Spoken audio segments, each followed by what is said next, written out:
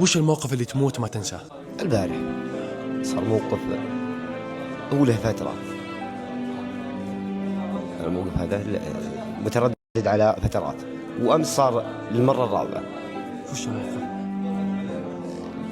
يا أخي قدر رفيقك بين الرجال، مع أن مثل ما أنا مقدره. يا أخي قدر، والله لا نبي يصير لسان ولا نبي يصير يد، بس يا أخي قدر عشان متحاشي. أنا حتى خوفا عليه من الكلام اللي يجيه بعد، بس هو ما نظر للمنظور هذا، ترك كل شيء ويبى الشيء له، يبى على قولتهم النعم له. مع اني يا ربي لك الحمد انا عارف عمري من هو، انا عارف ان عمري انا عادل وانا بالحبيبه مطيري، وعارف من انا، وعارف ان اسمي بين الرجيل، وعارف ان وش اقدم للرجيل. ما اعرف بس ماشي بالحين. ليه غيرة رجيل يعني؟ خبر ان الغيره للرجيل، بس عاد ان كانت انكثرت بالزمن. طيب وش الأسباب اللي أدى أنه يسوي التصرف هذا معك؟ هذا هو اللي كنت أتناقش فيه. أقول لك جلست 4 ساعات أتناقش عشان أبغى أوصل لعقليته، عشان ليه هذا سويته. طيب هل تشوف ال4 ساعات راحت هدر ولا نعم، شخص يستحق؟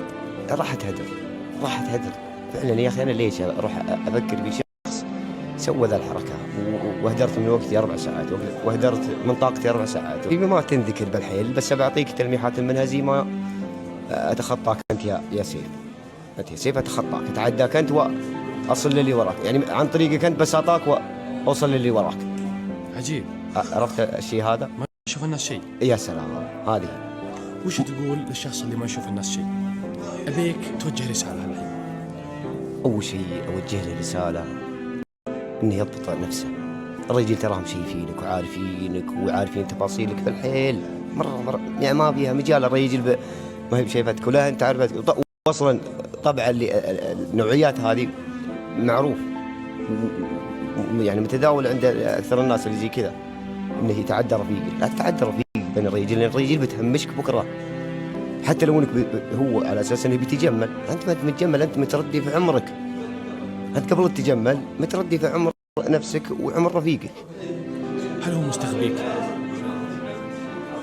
ممكن عشان اني ما اعطيها ذاك الاهميه. قال يا ولد، بس المشكله ان الرجال يتعداني عشان يصل ذاك. علمه قال يا ولد راح لعدنان اقرب وحق. علمه بس ما يفهم. يعني تخيل وصل للمرحله هذه انه ما يفهم.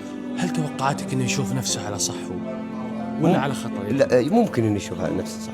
انا عشان كذا جلست 4 ساعات عشان اشوف معقوليته، بس للاسف لا هو عليه صح ولا هو ما تدري كيف قايل.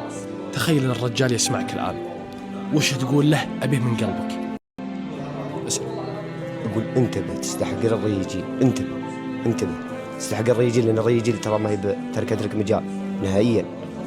والله توقف نحرك الوقفه اللي ممكن تبقى تخلد في ذاكرتك وذاكرة عيالك، حتى لو ما جالك عيال.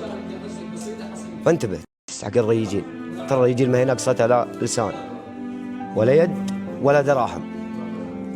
سلامتك. الله يبيض وجهك ويعطيك العافية. وترى كلامك طيب، وإن شاء الله الرجال يسمع ويتعلم. إن شاء الله. بيض الله وجهك.